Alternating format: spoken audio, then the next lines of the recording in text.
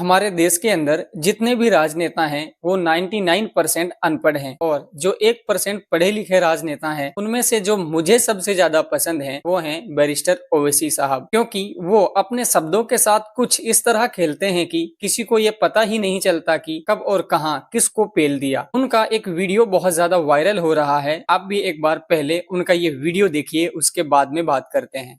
हमको love letter मिल गया है,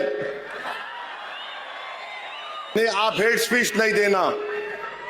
हेट स्पीच कहां दिया मैं?